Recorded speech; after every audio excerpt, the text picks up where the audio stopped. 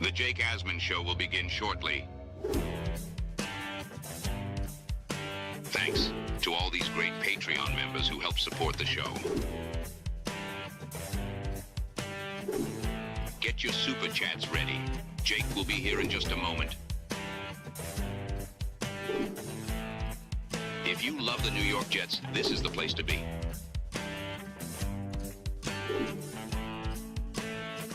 And now, the Jake Asman Show. A Jets analyst has 3 players that we as fans are sleeping on. We'll talk about that and more when Robby Sabo stops by the show. It is the Jake Asman Show. Let's hit it and get it started. We sitting in here, we excited as hell. Now it's time to get to work. Are you a happy guy? Oh my goodness, let's go! I haven't felt joy talking about the Jets in a long time. When they announced it, I went, yeah!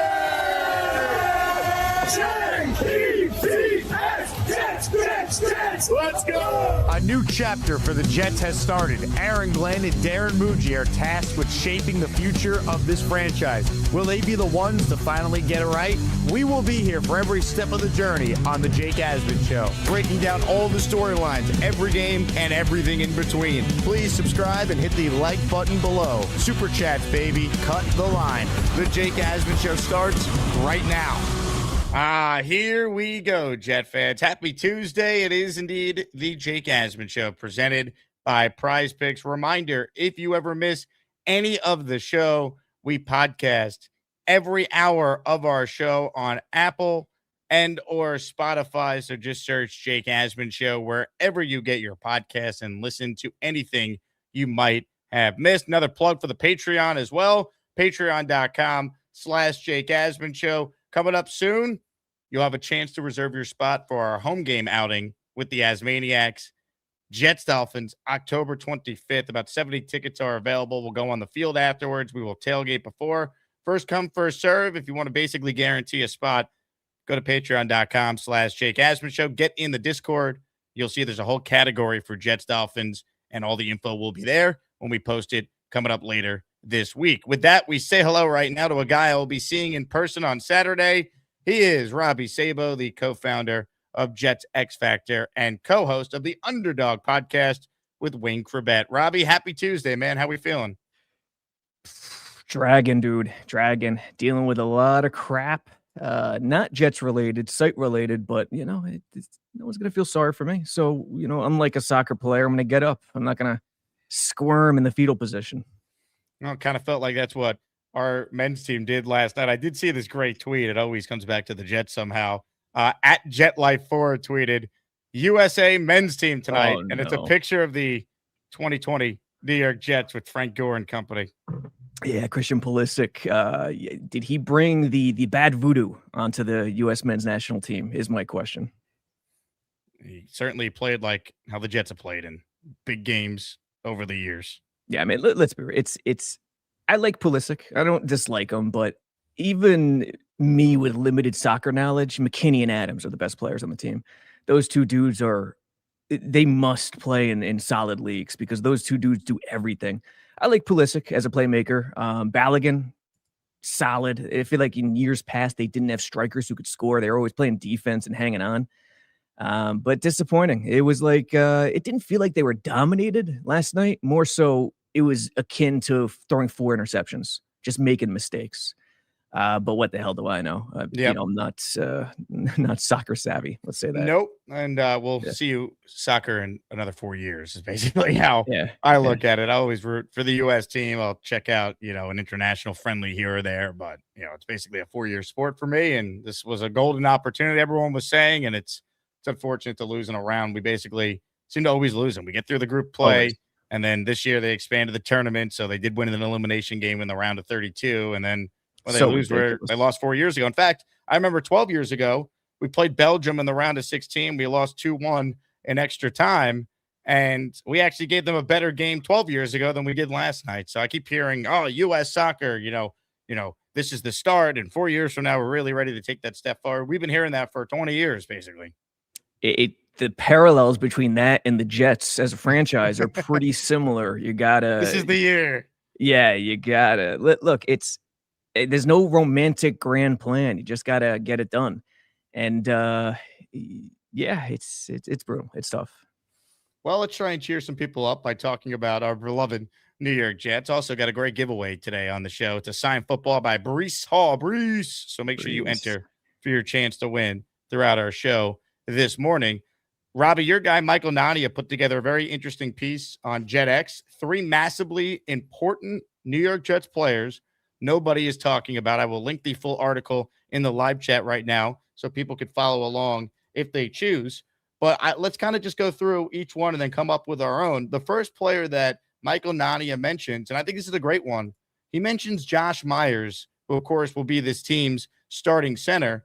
And he brings up Myers because when you look at the offensive line, they often say an O-line is often as strong as its weakest link. And Josh Myers, you could argue, is the weakest link. His PFF grade was 52.9, which was ranked 33rd out of 34 for qualified centers. It was the worst grade among the Jets starting offensive linemen. The only player below a 66th grade last year was left guard John Simpson, who's been replaced with a younger, more productive player in Dylan Parham. So just your thoughts on Josh Myers, because obviously there was some talk. Could the Jets add a center in free agency? Could they draft an interior offensive lineman with one of their second-round picks? Ultimately, they don't. Your thoughts on Josh Myers being the first player that Michael Nania mentions?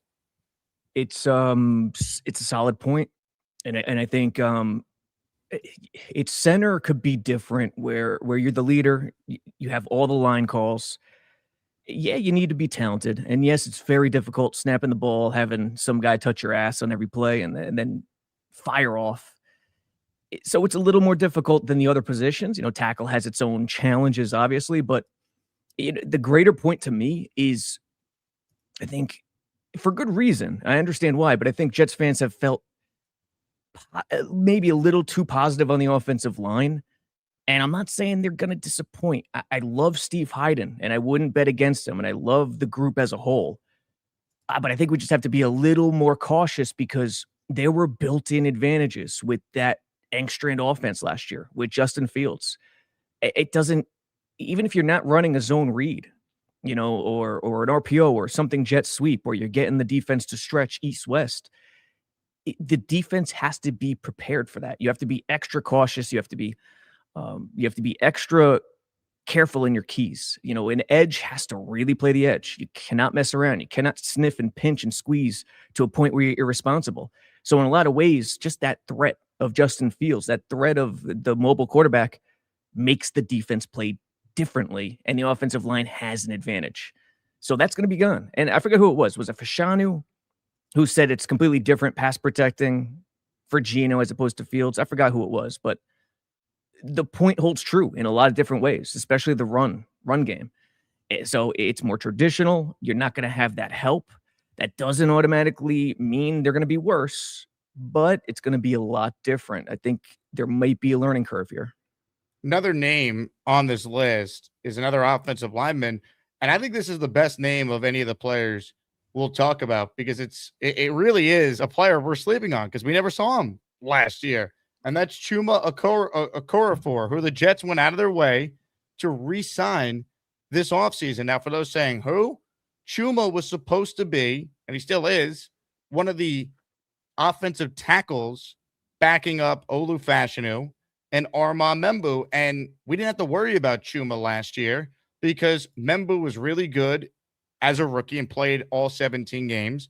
And the same thing with Olu, was solid. I think there were some moments where he was going through it and he got better overall. And I think year 3 is a big year for him, but I still believe in Fashanu. So we didn't really have to talk about Chuma, but the reality is, are both the Jets left and right tackles going to start a combined 34 games again in the regular season? I mean, you hope so, but chances are they might miss a little time. It's natural. You got great injury luck last year. Does that happen again? So, yeah, I mean, Chuma Okorafor, you would know better than most because you're actually at training camp and practice. You see him going out there. We don't get to see him in that environment, and we didn't get to see him in games. Your thoughts on him as a player? Because I do think that is a great example of a player we are sleeping on if, God forbid, there's an injury to one of the Jets tackles. It's interesting in that it's the positive for Hyden. Max Mitchell hasn't the narrative and perception about Max Mitchell changed a little bit compared to 2 years ago.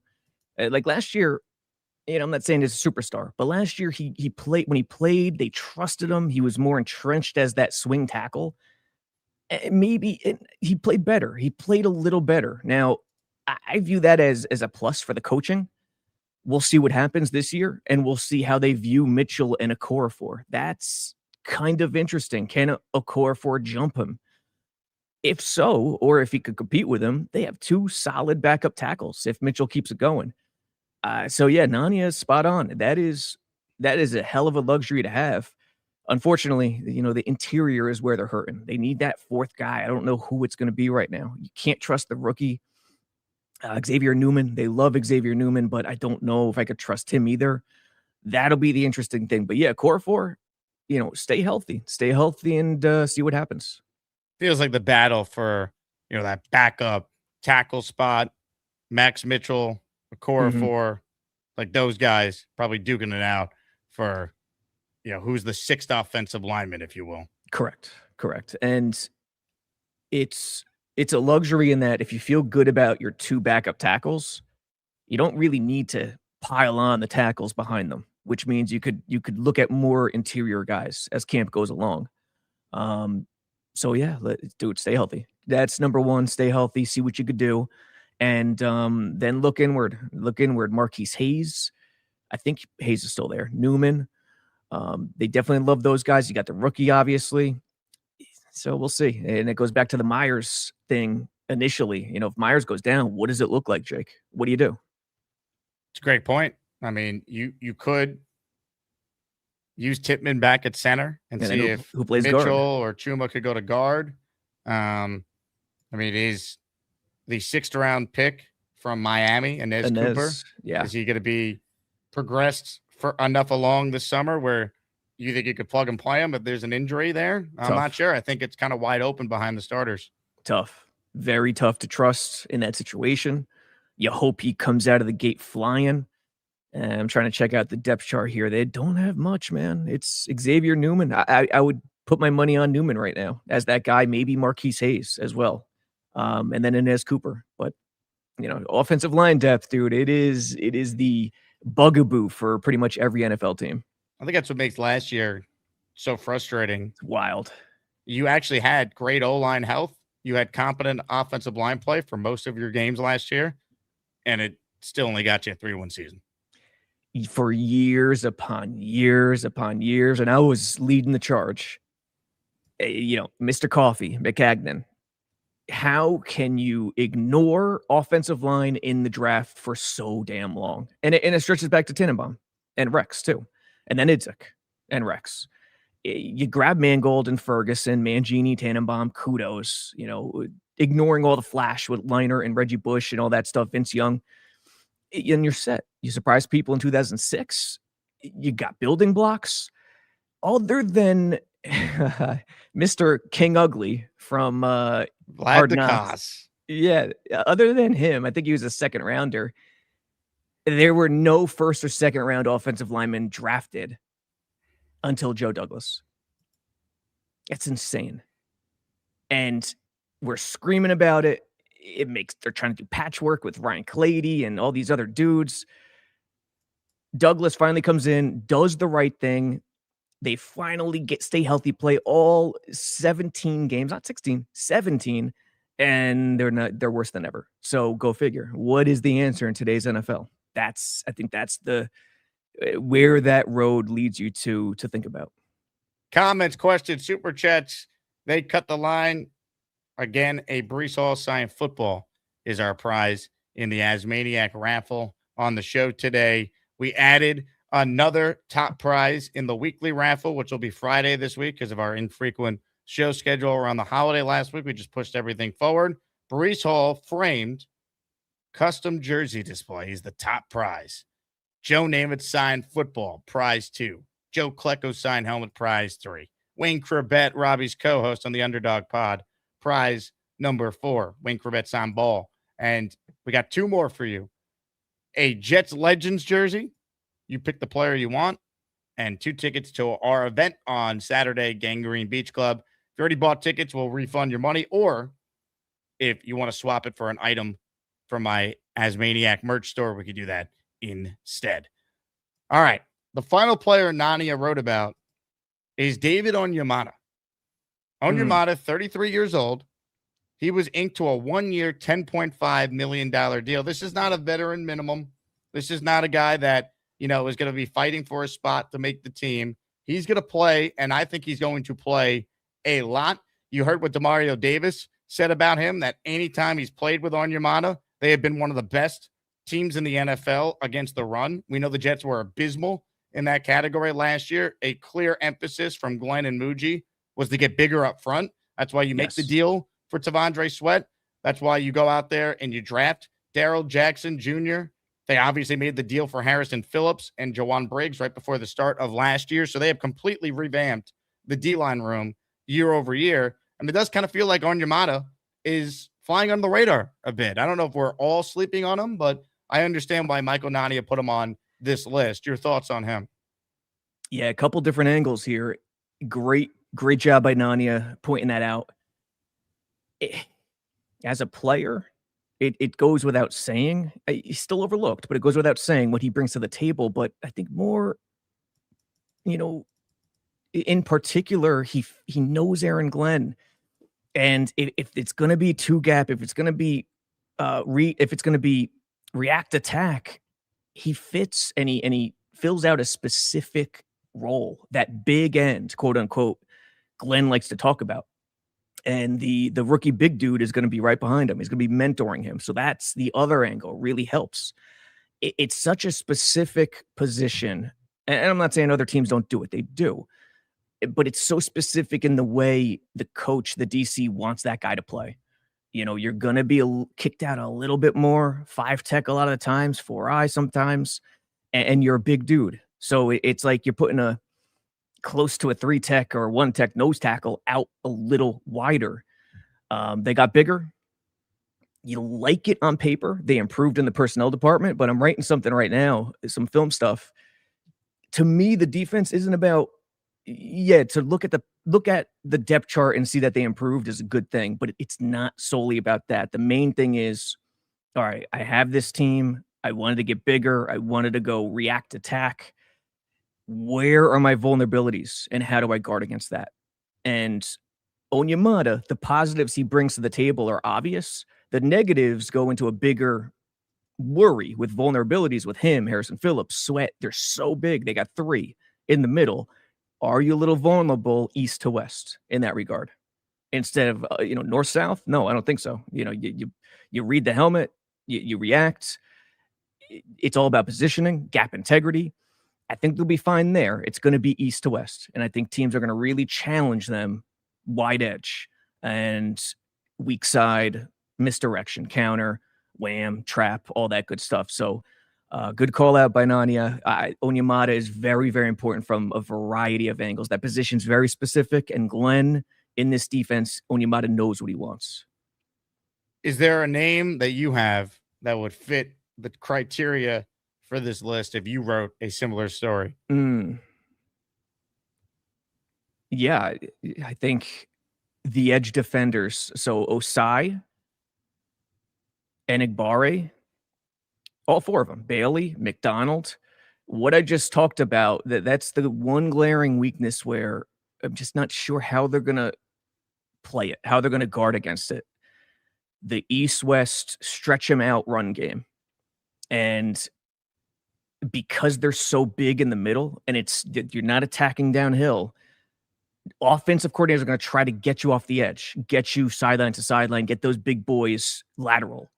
So that makes the edge run support that much more important. And that means Osai, Enigbare, Bailey, and McDonald have to come to the table against the run. That's going to be critical. The other couple of mismatch weaknesses, I'm getting off topic here, but that's okay. I don't know. Are these outside corners man-to-man or more match zone? Are they more zone guys or man-to-man? I feel like they might be more zone guys, yet Glenn is a man-to-man coach. I'm still looking into that. I don't know. And then the third one is weak side. Weak side misdirection with Sherwood as the will on the second level and either McDonald or Bailey. They're going to have to guard against that in a big way as well on the ground. Comments, questions, super chats, cut the line. Give us your name on a player that we as fans are sleeping on. If you're watching live, write it in the live chat. If you're not watching live, you're watching after the fact, comment down below. Here's the name I thought of when I was kind of going through it. How about the linebacker room, right? Kiko Maragoa. We know about Demario Davis and all the attention's been on him. There's been talk of Jamien Sherwood, and well, he's got less responsibilities now. Maybe he could play freer and resemble the player he was 2 seasons ago, which earned him the contract that paid him $15 million per year. But I'm going to look at the other names in that room. Kiko's a guy they played a lot last year, and they didn't exactly add any notable linebackers in the draft or free agency. So as I sit here right now, I think he's playing a bigger role than we even realize. Because what if 37-year-old Demario misses a little time or his play slips a little bit? What if Jamien Sherwood just can't rebound and be the player he was a couple of years ago? I feel like Kiko could play a vital role in that room because they didn't go out there and really add anyone. So they must like him more than, most of us realize. Yeah. And what if you are out there and you're not defending the weak side misdirection well enough, or straight ahead? It could be straight ahead well enough. And you feel like Sherwood and McDonald or Sherwood and Bailey is just a little too light. You're going to want to throw Maui Goa out there, who's a heavier Phil Spill linebacker, to see what he could do to plug up that weak side. So I hear you, man. And you know what? It's really, don't overlook DeMario's impact. At linebacker especially, you have to have it between the ears. You have to have, obviously, IQ, instincts, but those tips and tricks, the coaching from within the room, from a player, from a vet, is huge.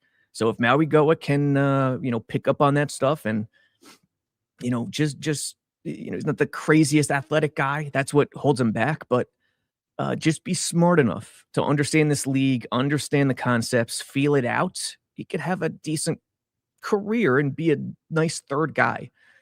The other candidates are Michael Walker. I think they still have Walker on the team, right? Michael Walker, McCrary Ball.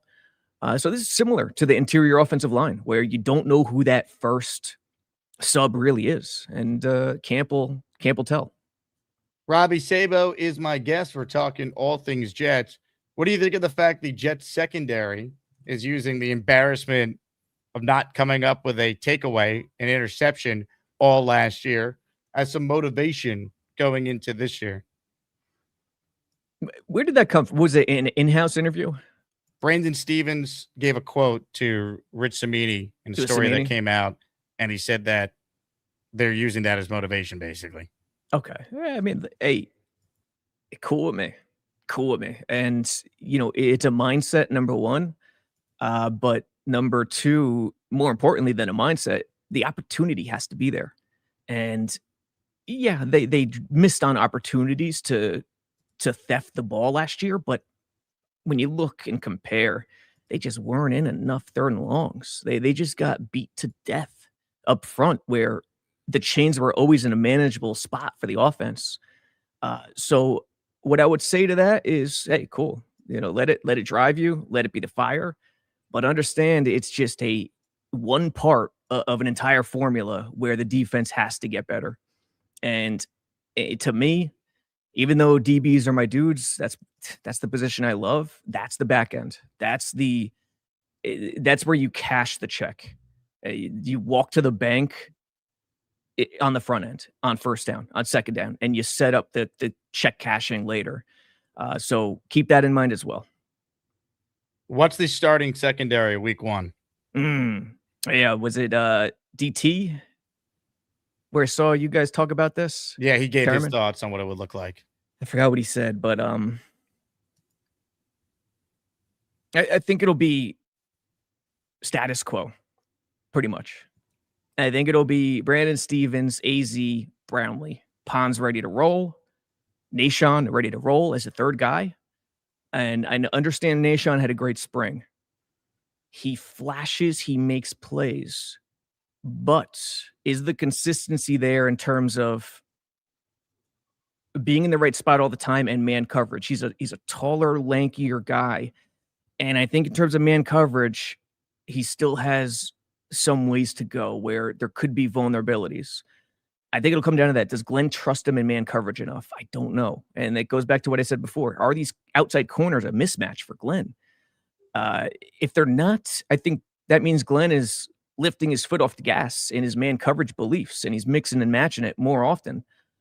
But for now, go default. Brandon Stevens, AZ, Brownlee, and eventually Pons takes over slot for sure. And I think Pons starts. I think he just wins the could job. easily happen. Could easily happen. And I'm sure Nation will get starts throughout the course of the season as well. I think it's going to end up being Pons in the slot, Stevens on the outside, and I think Deshaun Wright's going to win the job over. I think Nation's going to beat AZ. I do. It wouldn't shock me whatsoever. I hope AZ wins the job. You'd like a third-round pick to win it, but there's something about Deshaun Wright. He got his opportunity last year, made a bunch of plays. I think they at least go into the year with him getting a chance. It's absolutely possible, and we'll see. And then safety, too. What do you think is going to happen at safety? I mean, I'll go status quo again, just to be Cisco? boring. Yeah, I'll go Cisco, Minka. Well, Minka's definitely one. We know that.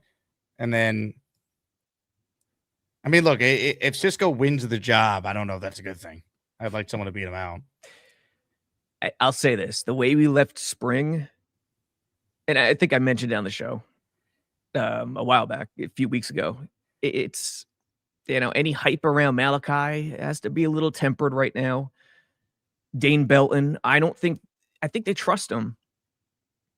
Just in the pecking order, I think it's Cisco. I think it's Cisco and Minka. And I don't think it's in their minds. It's relatively close. That could change a week into camp, obviously. But I think that's the way it is right now. And I get it. Blewett does not want to see that either. And I completely understand.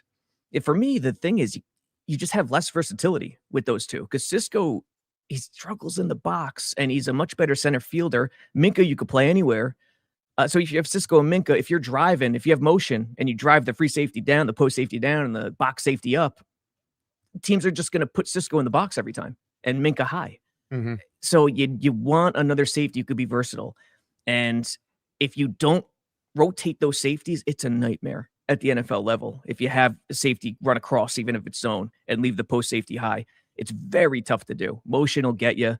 You're working from behind. So I think safety, you have to be hybrid. You have to be versatile. And Minka could do it. Cisco, I don't know. We'll see.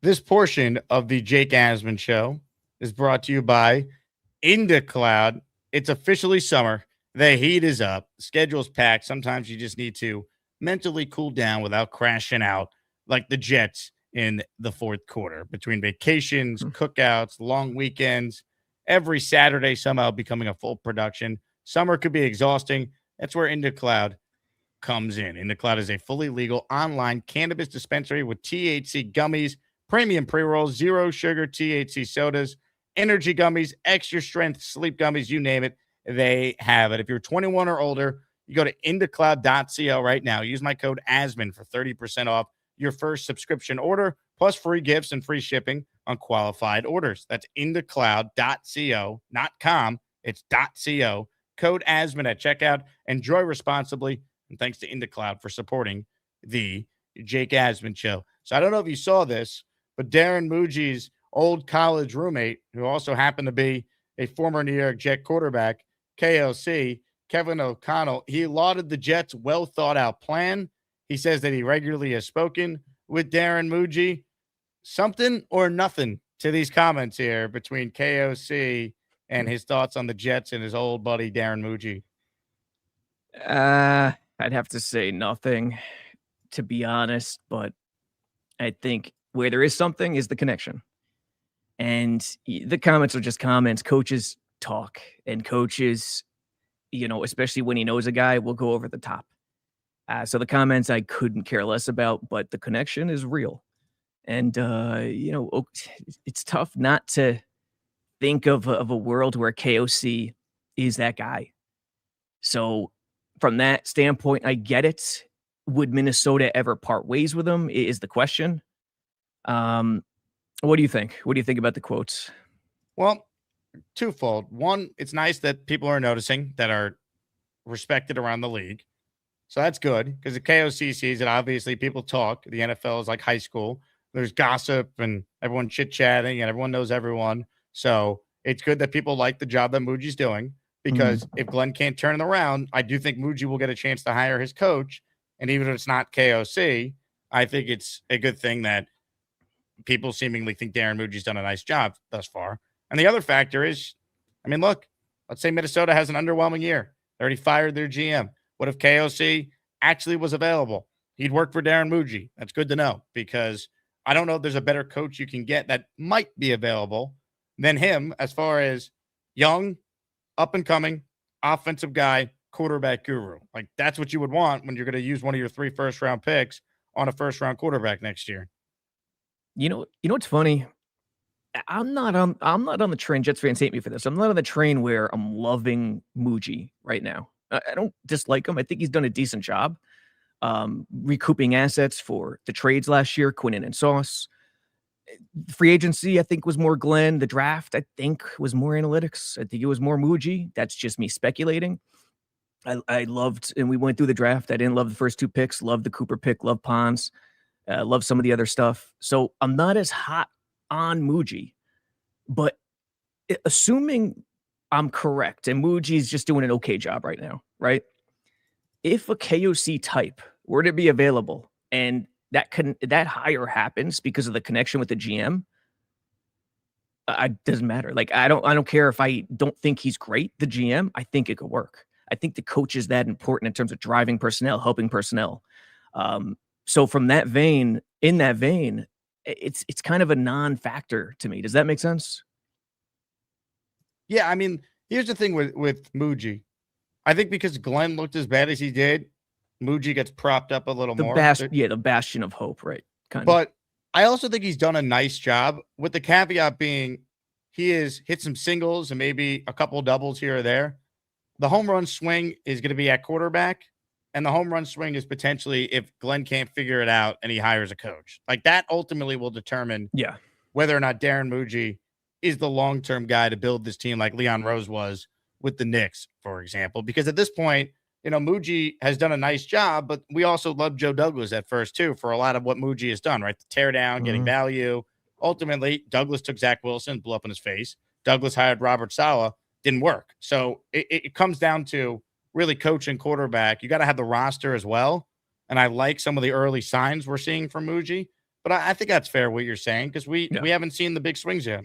Yeah, and I'm not saying Muji's done a bad job or I'm being critical. It's just that it's so far incomplete that I can't get on this dude is special train. If that makes sense to everyone. There's just no way. It's so incomplete. It feels so, the power dynamic, and to their credit, Glenn, Muji, everyone involved, they've handled it perfectly. Whether it's changed, whether it hasn't, they've handled it pretty damn nicely. Now, I think everyone could have their own opinions when you listen to some of the quotes, when you listen to them talking about specific players and draft picks and free agency, and you kind of scratch your head and go, man, I wonder who the final decision maker was. I mean, because when they hired these 2 guys, I think we knew the answer based on the way Woody introduced them. But my question was, okay, when they argue and have a fight, who's the final decision maker? It always comes down to that. It's not going to be fantasy world where you always agree. And it feels like it's changed a little bit, and that's just me taking a guess, but they've handled it nicely, and we'll see what happens. But for now, it's largely incomplete. I have no idea if he's the right GM or not. Super chats, cut the line. Bobby Midnight starts it off. Hi, Jake, my friend. You're awesome. How are you doing? Bobby, I am great. 3 weeks from right now, Jet training camp. What's better than that?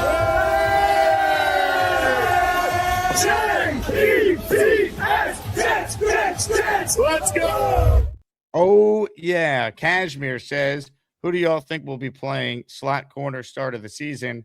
I think it's going to be D'Angelo Pons. I think I know they're cross-training him to do both, but I just think you're going to want to try and put your best players in the field.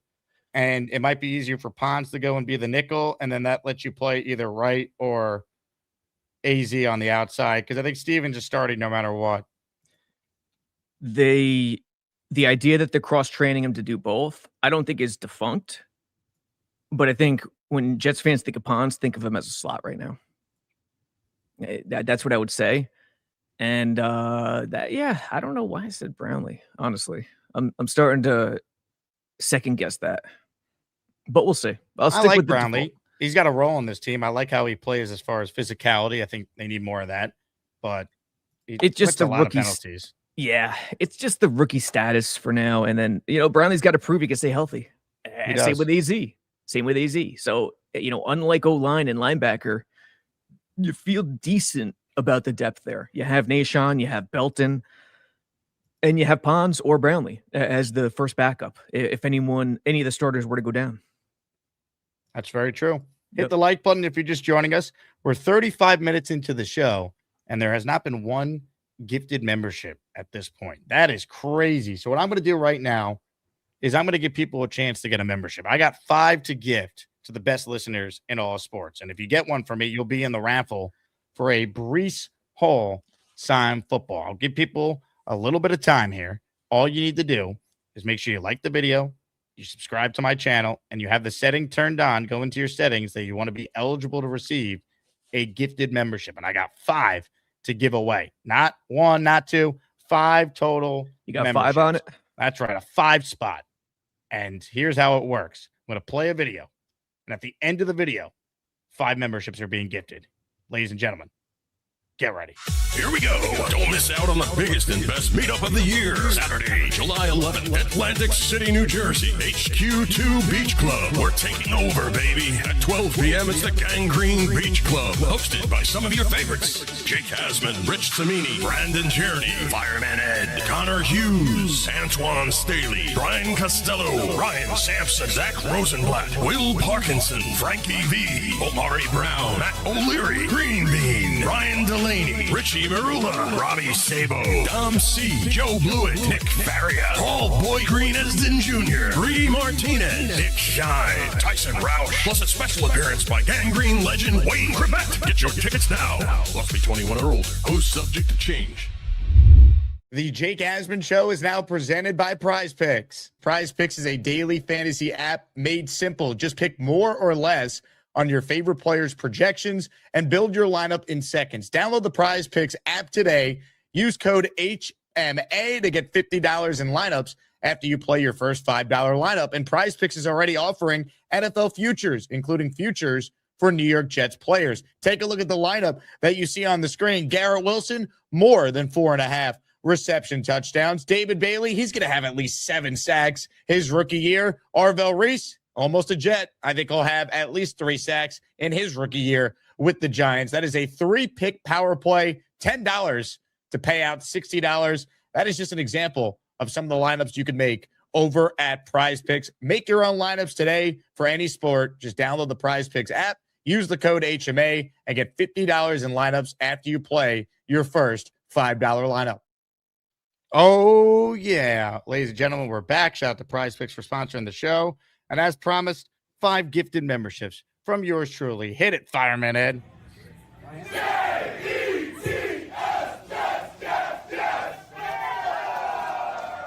The following 5 are now channel members. Make the Jets cool again. J Capo 41, Fernando Sanchez, Spry Mirik, and Mazu Jai 9513, all receiving a gifted membership. And how about this? Colin Wolford beat me to it. He's actually the first to give the community 5 memberships. Colin in our raffle for 5. Thank you, Colin. He gifted 5, and he made all of us a happy guy. Are you a happy guy? Oh, my goodness. Let's go.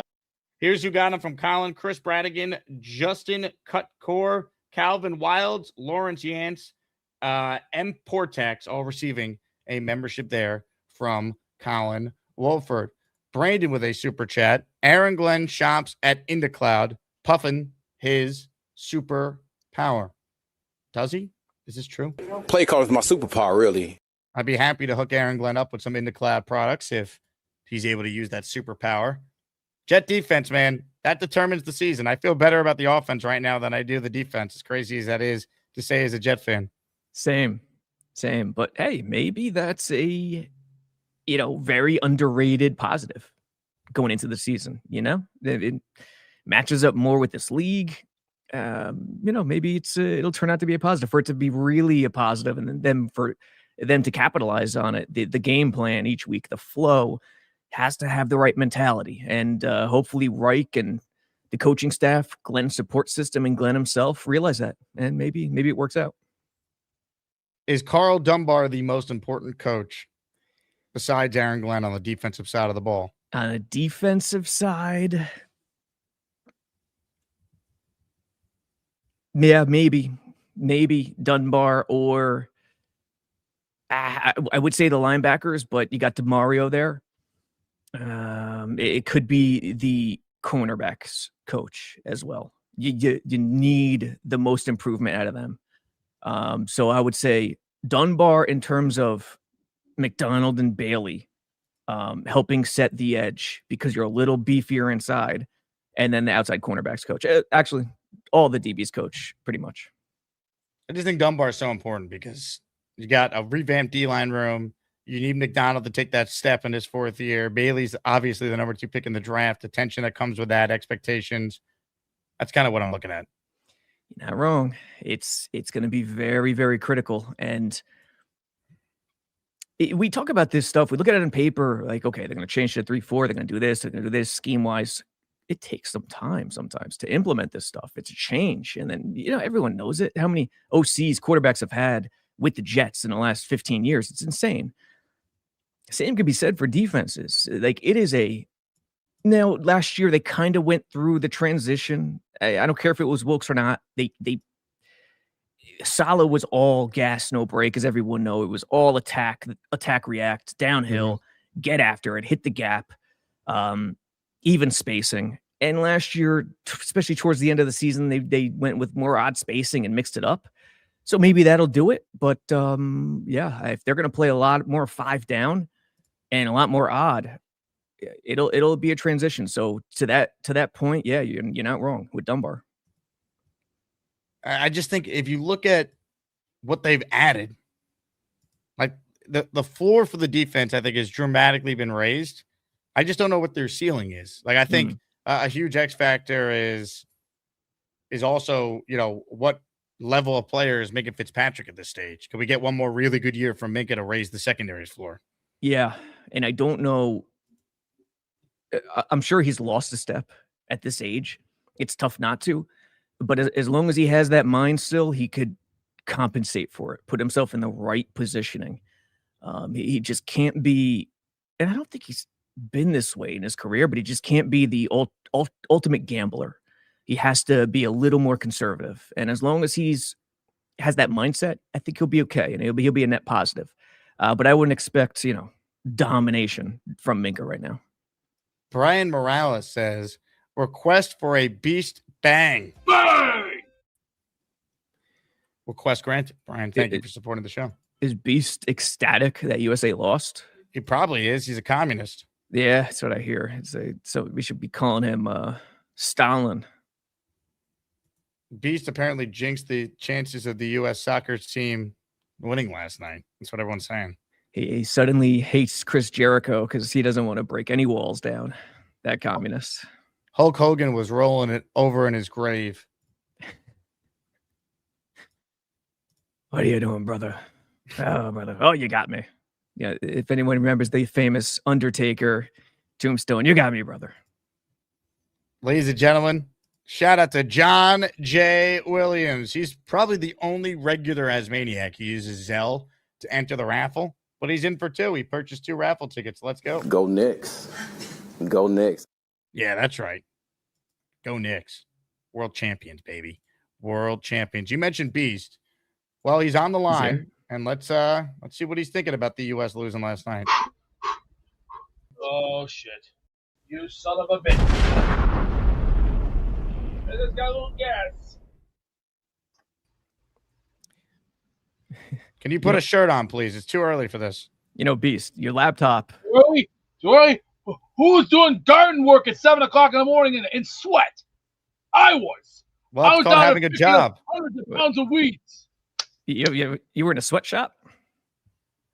I'm outside picking weeds. And what was I doing? Getting it all in the trash. Like a man. You making Nikes?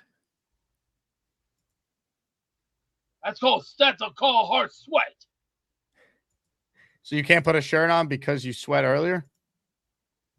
And I'm trying to cool off right now. I don't need what, I don't need another yesterday like yesterday. I don't need that shit. What happened yesterday, Beast? He wouldn't say enough. USA. Bad enough. He gets mad at us for asking him to say USA all the way. He couldn't do it. Is it a soccer thing that you just don't like soccer? And I got a lot of personal problems right now. I don't feel like talking about it right now. I understand. So that's why you called into a talk show. We're going to be fine this season. You can bet your ass. We will be 10-7. And if Glenn loses his job, oh, well, not my problem. Because, sure, he might not be on a little bit of the slow side. But everybody's going to get their fair share and a fair shake. So set the record straight. You are not a communist, correct? Ding dong. Can you say USA all the way? You want some milk to go with that? Can you wish America a happy 250th birthday?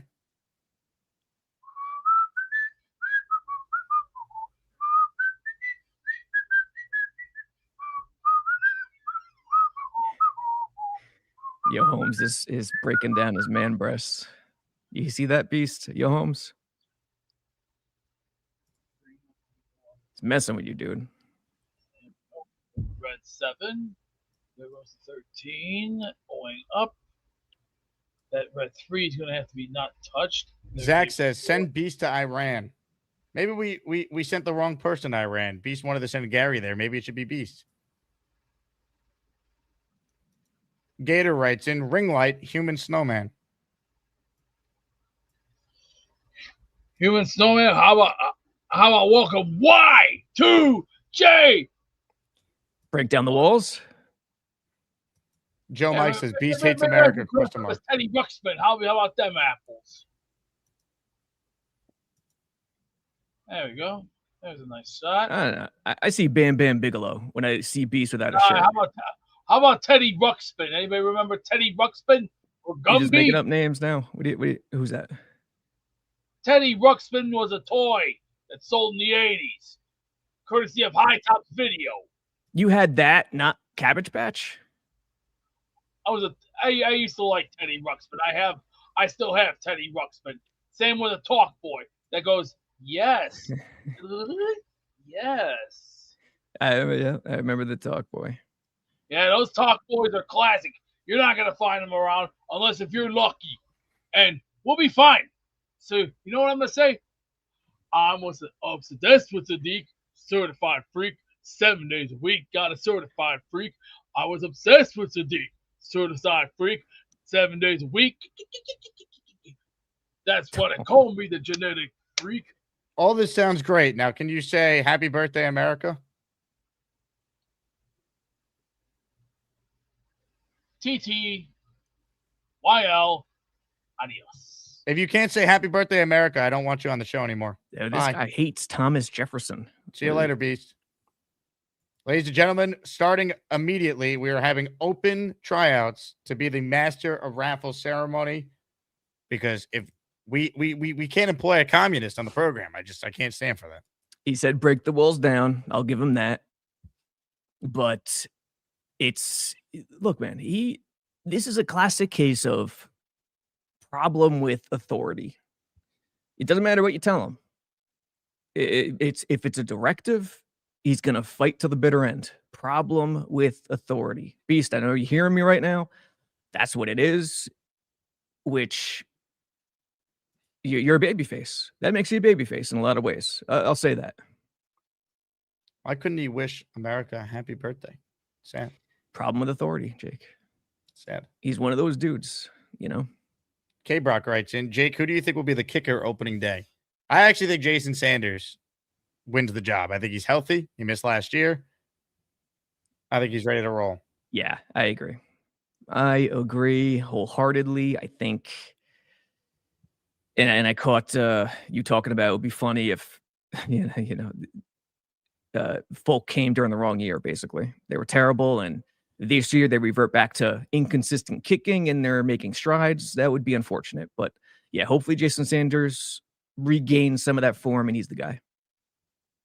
So the Jets just announced their training camp open practices. Yeah, it was coming out because 11. of their facility renovations. How many? They 7 or 8? They only have one open for the general public, and the rest are open for flight club members only. I guess those are season ticket holders. Interesting. So kind of screwed over the fans. I guess if we take them at face value, the reason for that is because of their facility renovations. But the only practice that is open for the general public is Saturday, August 1. Green and I white. will check with Chef Kevin to see if we can make that day then the Cloverleaf Tavern training camp meetup. Is that the green and white or no? Doesn't even say. They don't even have a green and white listed. Interesting. Like, truth be told, I would probably be the Mangini type secrecy, type guy like Glenn is doing. And fans saw a lot of that last year in camp, with the videotaping. And I don't disagree. Like, I understand where they're coming from in that regard. I'd be that way as well. But I got to look at the schedule and then I'll think about it and assess it. But interesting right now in terms of one. Only one. The rest, I guess, are for season ticket holders. For season ticket. Okay. Someone's going to have to tell me what a flight club member is. I'm assuming that's season ticket holder, but I don't know if that means you're a certain type of season ticket holder. You spend a certain amount. Yeah, I have no idea what that is. And is it, can anyone, is it really lax in terms of signing up is the question. Yeah. I have no idea. Well, let's see when the tickets go on sale here. Let's see. Fans interested in attending Back Together Weekend on August 1 can text TC26 to 26154 and will be notified on July 15th. So they have a text lottery system, Jet fans. So everyone listen to what I'm saying. If you want to go to August 1st, you have to text TC26 to the number 26154. I'm going to do it myself right now because I don't go as media for the Jets. I want to be with the fans. Yeah, that's Bucks. They make you text that just to be opted in to their marketing alerts. You'll be notified on July 15th how to get your tickets. So that's actually what it is. You text that number, then they notify you on July 15th when the tickets are available for the general public for August 1. Okay. Oregon Jets more info to come for sure. AG could finish in last place with or without the secrecy. Who said that? Oregon Jets. Only one practice for the fans is not good. It's tough right now, but we'll get more info. We'll see. More of your calls right now. Bill is on the line. Hello, Bill. Hey, good morning, gentlemen. How are you? What's up, Bill? All right. Robby, I just wanted to get your opinion on this. With all the positive praise that they've been getting at camp, do you think A.D. Mitchell and Braylon Allen will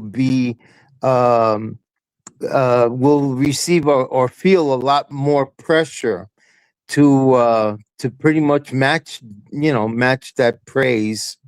Or do you think the pressure is going to be on a couple other players instead? It's you said Braylon and AD, right? AD Mitchell, correct. I think they'll be okay. It's more so AD because AD, he flashed more than anyone in the spring. But think about it. There's a lot of options right now, and I don't disagree with Jets fans when they're getting excited about how many weapons they have on paper. Yeah. It's there. Yeah. It's there, man. And it comes down to the strategy and how it's deployed and how it comes together, obviously, but the talent is there. So I think they'll be okay. And Braylon, for Braylon, it's going to be baby steps. I think just stay healthy, contribute, and be consistent. AD's a little different. Maybe the pressure will be more there on AD, but we'll see. I think he has enough support.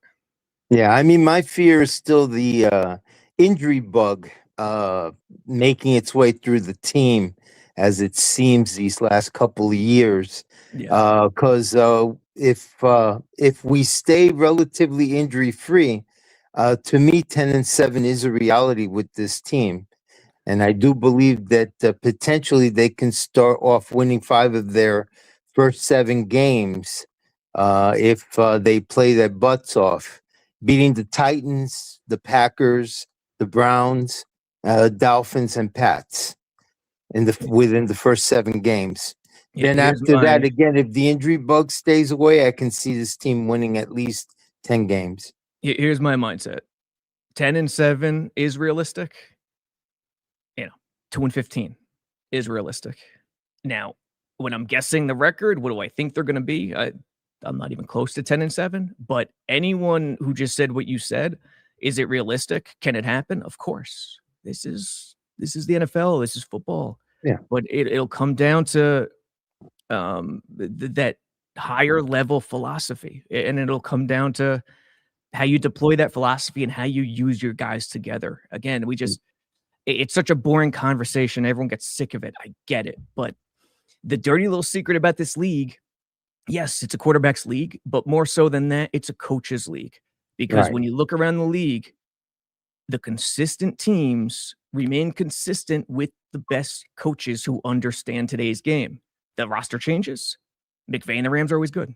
It just stays that way. So it's not sexy to market head coaches. That's why it remains a dirty little secret. And I understand, but that's just the way the rules of engagement have become and how it's evolved since the 2012 CBA. It's a coach's league.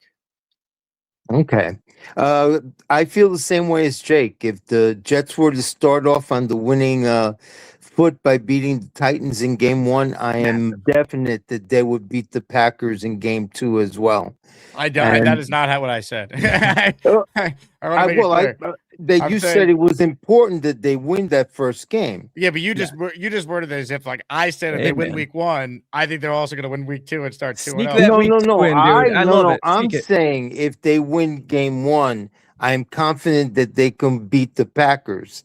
So no, I am not putting words in your mouth, and I apologize if I came off that way. Hey man, I loved it. Sneak that week 2 in there. Do it. Yeah, I hope it happens. I think so. They could. My thought is, if they win week 1, you could convince yourself they won't lose 3 straight. They'll find a way to win one of their next 3 and be 2-2 going into that Browns game, where they actually could be 3-2 in early October, which would be a nice. Hey, we're actually relevant. We're actually having a season. Right. I mean, if they play well enough, there's a chance that maybe they could surprise Detroit as well. But right now, I think Detroit has more than enough talent to overcome the Jets if, in fact, the Jets come out and play them tough. So, you know what I love about the schedule? Here's what I love about the schedule. It's a disadvantage to have 3 teams from the same division back to back to back because those teams know each other. And when they watch the film and put together the game plan, they can understand the Jets a little bit better than the average film watching because they know the opponent that much better. Right. But that puts a spotlight on Glenn. Glenn comes from that division, from the NFC North. Spotlight's on you, Aaron. And as much as it is a disadvantage, if you have the goods, you could flip that and make it an advantage for you. So that's what I love about the first 4 weeks. Right. That's how I see it as well. There is that potential. I'm very excited about it.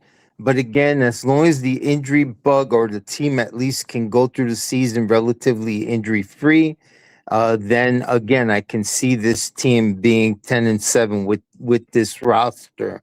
Again, unless it all blows up in their faces with injuries and so on. But I'm very excited about the possibility. Yeah, what does Joe B say, Jake, from your lips? God's ears. God's ears.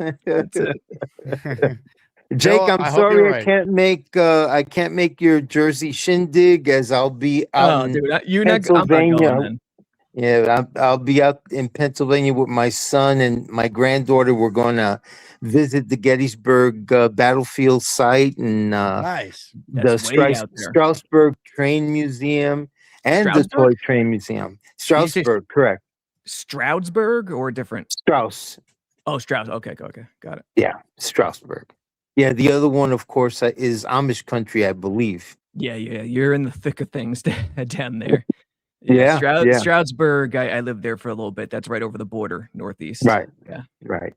So I'm looking forward to that. And sorry I'm missing Saturday because the lineup of people that are going to be there is amazing. So I just hope that everyone has a great time there and has a great week, great weekend, and so on. And so enjoy, gentlemen. Take care now. All right, Bill, man. great to hear from you. That's awesome. Look, getting off to a fast start is paramount.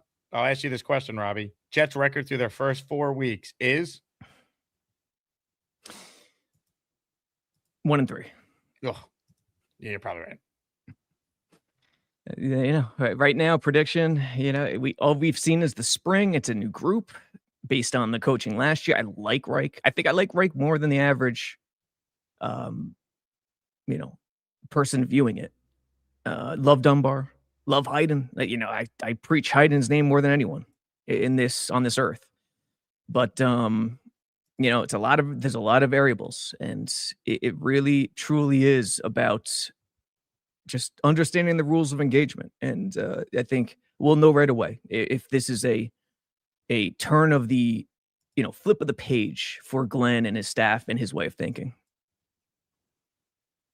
Gator writes in prediction pain. Again, my thing is, if you win week 1, build some confidence. Can you win one of your next 3? Massive. And you're 2-2 playing the Browns at home. And then after the Browns, if you look at the schedule, I know it's hard to believe, Jet fans, but if you could beat the Titans and the Browns, why can't you beat the Dolphins and the Raiders and be 4-4 through your first 8 games? Massive. That's the positive spin. Now, do I think this happens? No. But I'm saying, if you want to have a season, that's the path to it. Yes. And David Aaron with the comment, Robbie, where on the Jets do they have the potential to exploit the NFC North? D, special teams. To me, I think about it this way. It's Glenn putting together a plan and knowing Campbell and knowing LaFleur from his time there. And Ben Johnson. I mean, those 3 dudes, those are the guys. He's gonna play. And it's not specifically OD special teams. I mean, it eventually gets to that point. So I understand what your question is, but it starts with, all right, we're playing Detroit. I know Dan Campbell. This is what I think he's going to do right from the outset. He's going to be aggressive. He's going to pound it. He's going to have this mentality. This is how he's going to try to expose us. And if the coach thinks that way and guesses right, everything changes about the game. From the jump.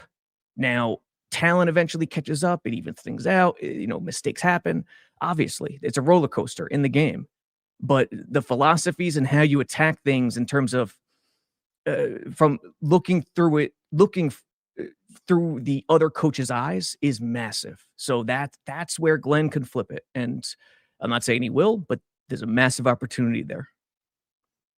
Robbie, we will see you on Saturday, baby. You and Wayne for bet. Let's go. I'll be there, man. We'll be there. Let's go. Flag football on the beach. What's happening? Flag football, Speedo contest, gambling. We can combine the Speedo contest and flag football. That is certainly a visual that people are dying to see. Beast could be the umpire, just clogging up the middle. Beast, you want a ref?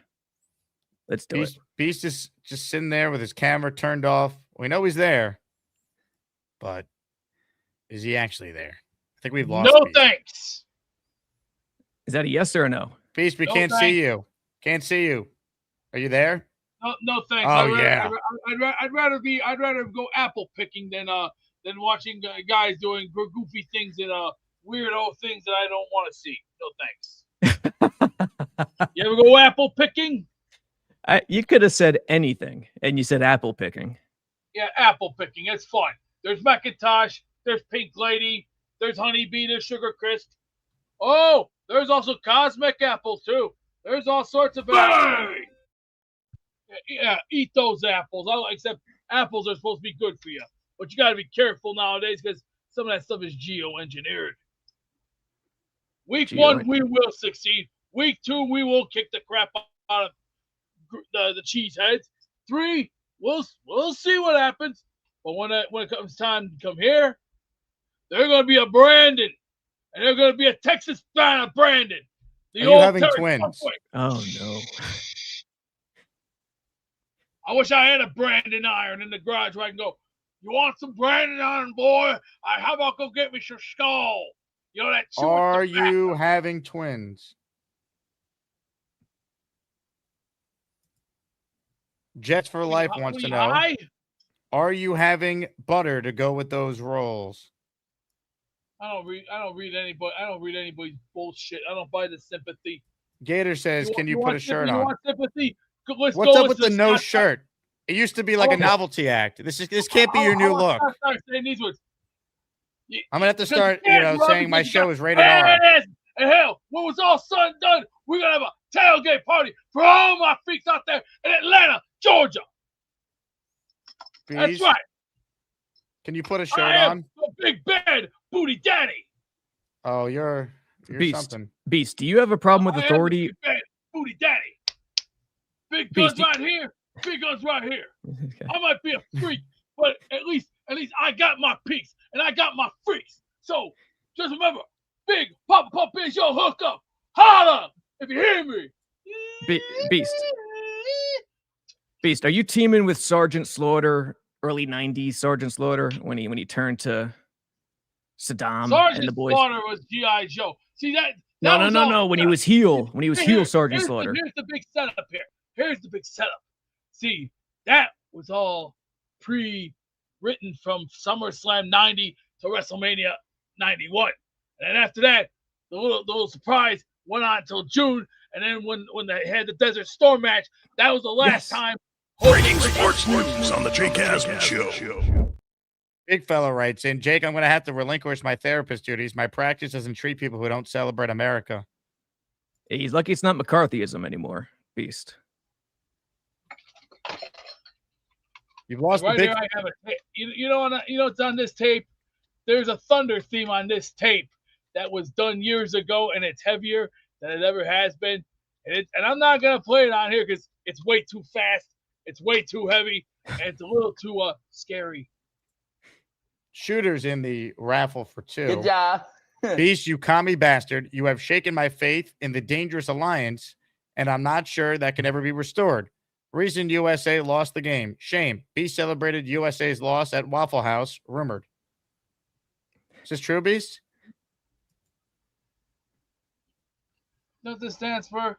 What are you shaking a dice? That's all lies. I don't believe anybody. I don't believe anything the chat says because number one half of it is fiction. I might leave this super chat up a little longer because it's perfectly covering up the nipple line. J-Quest says we went from talking about training camp tickets to this. Well, call in then, J-Quest. I don't see you on the line. Well, this on my back because it's a little bit burned. Oh, what is that? It's icy hot. Oh, right. Works on charm. Plus, anything else that takes away the pain. You can give her $1.25. You got a good deal. What type of pain are you in?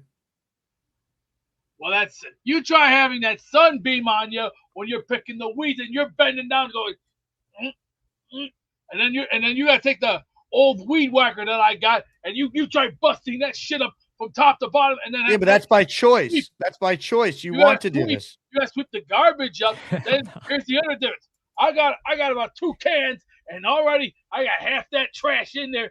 And I'll tell you from experience, that's called hard work. Hard work pays. You need a tan, Beast, I think. Yeah, I already got a tan. I'm already fit to be. I've already been fit. Big fella says the sun doesn't beam down at 7 a.m. Oh, it did on me. I did a good job. It did a good job on me. It was fine. I like that. Ollie says, can you put on your man's ear? That's right.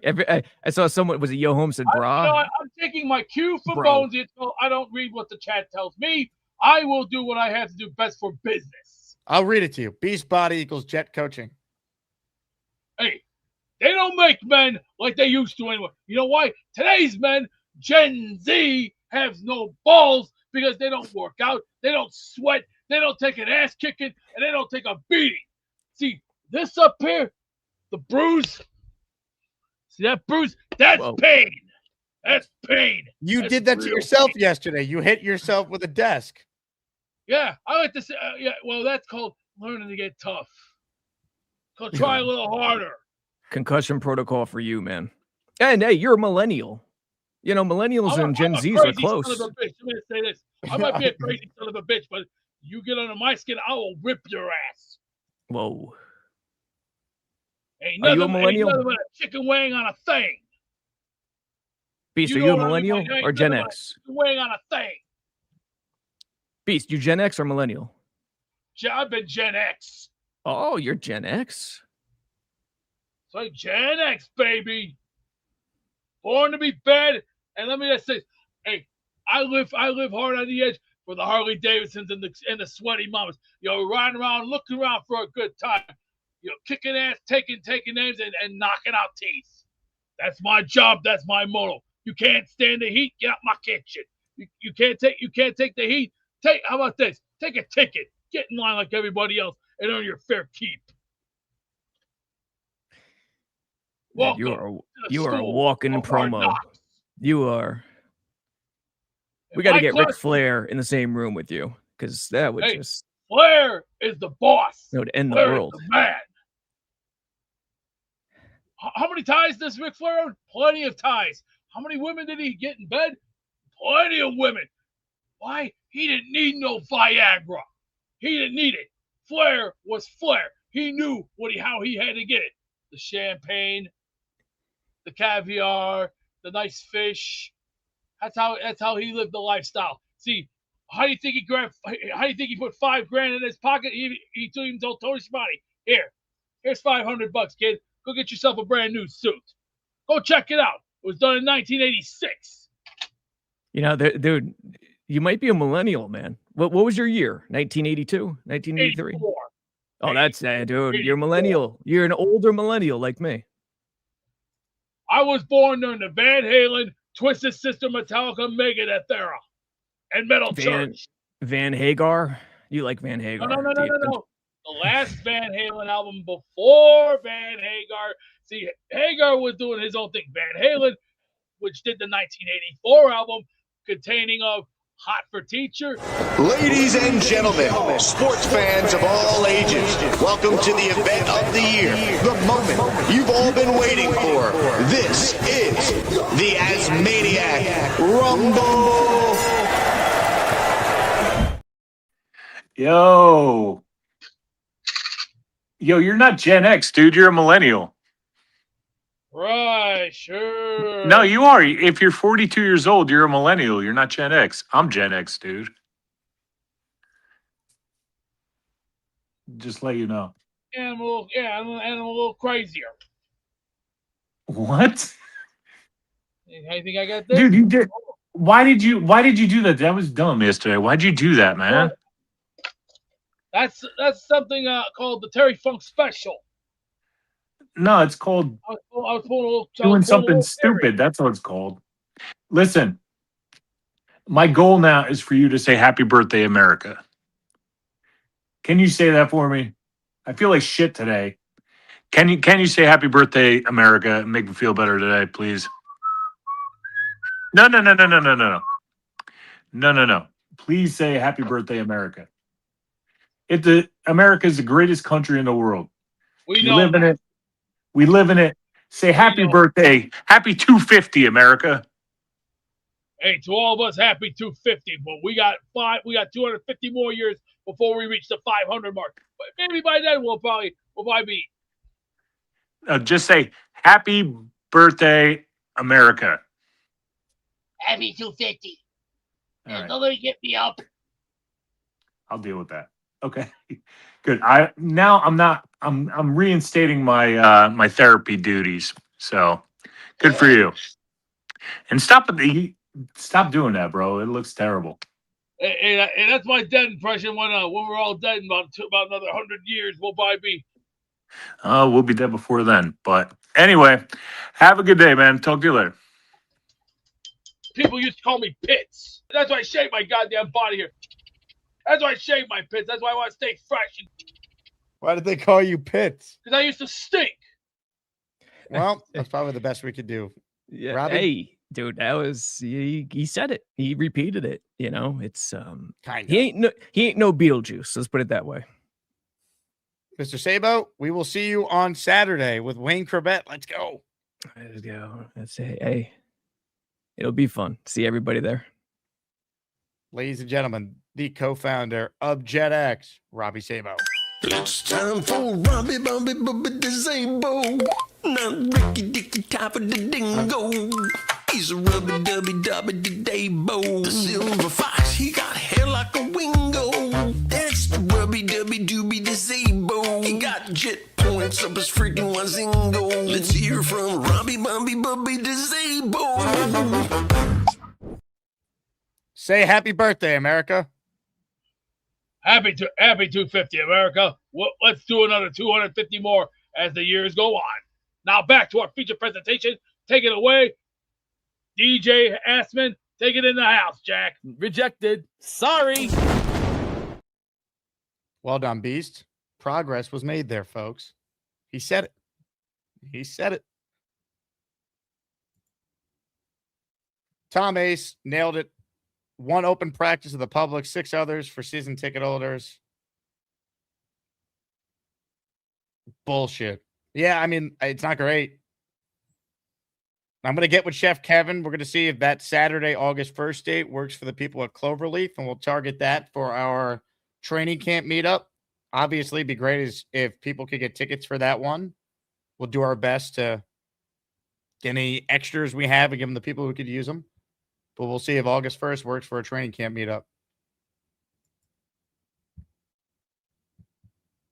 We'll do our best. But that's got to be the date because all the other practices aren't open for fans unless you're a Flight Club member, aka season ticket holder. And there's only one other weekend practice that's open for fans, August 8th, which I'm pretty sure I'm doing radio that morning. So the first works best for me.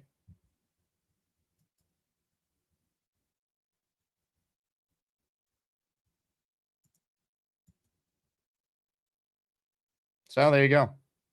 Daniel says, Jake, are you ready for the greatest practice team in NFL history? No team practices better. No team practices better than the New York Jets do. It's amazing. They're never good on game day, but every Jet head coach swears how great they practice Wednesday through Friday. They are the Kansas City Chiefs of practice, as I like to say. They just always have a phenomenal week of practice. And we will see it up close and personal. Potentially on August 1. A great week of practice. Last chance to get in on the show. So many Tuesday practices. It's like they don't want anyone to come and see it. To not have more weekend practices, I think, is rude to your fans. Or Friday practices, because some people have summer Fridays, right? Maybe they don't work. So you're giving fans how many total practices? 1, 2, 3, 4, 5, 6, 7. 7 total. 6, 7. Beat that horse a little more. So 7 total practices, but only 6 are for season ticket holders, only 1 that's open for the public. Look, they're saying it's because of their facility renovations, but that's disappointing.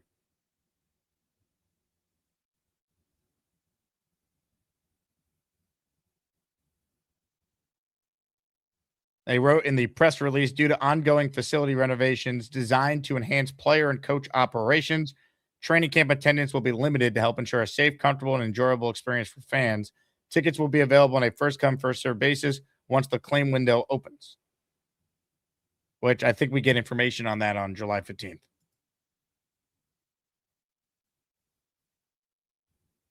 So there you go. All right. Got time for one more call today. Make sure you enter the raffle as well. I'm a little surprised we're this light on entries. For those just tuning in, See, we had a viewership spike about 5 minutes ago. Breece Hall signed football up for grabs on the show. Today's closer is Brandon. Hello, Brandon. How's it going, Jake? What's up, Brandon? Just for the fun of it, I just want to give a crack at the Wheel of Champions intro. I don't think I could take Beast's place. He's a legend, but just for the fun of it, if it was okay. Brandon, I'm glad you called in. And look, it's still Beast's job because he did wish America a happy birthday. But I always want to be prepared for the worst case scenario. So absolutely, let's hear what you got. Okay.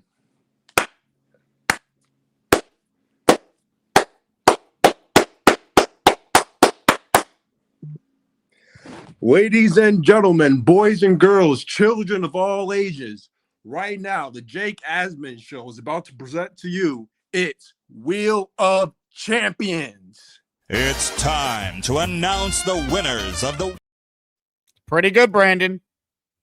Pretty good.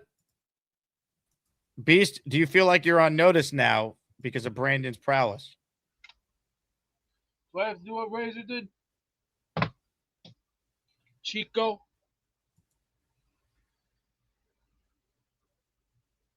Yeah, I did a Scott Hall right for you. Scott Hall style. Chico.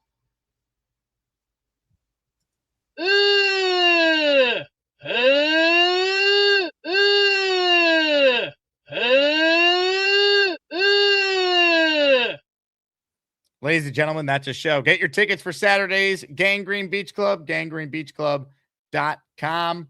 Stay tuned for info on a potential training camp meetup. Stay tuned for info on Jets Dolphins on the 25th. We're back today in the 4 p.m. hour, 4:30 Eastern. Joe Blewett coming on the show in his weekly Tuesday spot. So I will talk to you guys then. Before we get out of here, though, let's go down memory lane just a tad bit, shall we? Let's take you back to a time when there was a lot of craziness going on this show. People were screaming at each other. People were yelling. People didn't know what was happening. But we did know one thing. Charles Gorman would always be ready to fart. You get the out. Excuse me. Were you wearing a Patriots jersey yesterday? No, that's just bullshit done by Dixon, yes. Interesting. Matthew wants to know how you think the Patriots will do. I'm not talking to that piece of shit. Whoa! You know, that's actually a great point. Robby Sabo, by the way, he didn't know what a squatty potty was. And I told him... My parents showed it to my parents. They don't like it. Have they ever used it themselves? No, but they don't like the squatty potty. Well, they haven't tried it. It's scientifically proven. If you're going to call me a fan of a team that I like a certain player on, then screw you guys. You guys have no proof that I'm an actual Patriot fan. Nate writes in, what has Charles done today to pursue... Nate, mind your own fucking business. Whoa, whoa. Let's be civil on this show. We're a family program. Oh, my God. My son just explained to his friend, this guy calls into shows and takes dumps, and then my dad did it to him. I don't take dumps on people's shows all the time. So OJ didn't kill people all the time, but he was labeled as a murderer. You see the point? Yes. Well, I wanted to tune in to see what Bobby was doing, and I had to take a shit. Well, there's a lot of Indian places. What do you mean Indian places? Like Indian restaurants? I'm living in a big Indian community here in Island. Gator wants to know if you live on an Indian reservation. Yeah, we talking American Indian or Asian Indian? Are you the head tribal chief? Sean wants to know. I can't be a head tribal chief if I'm not Indian, so no.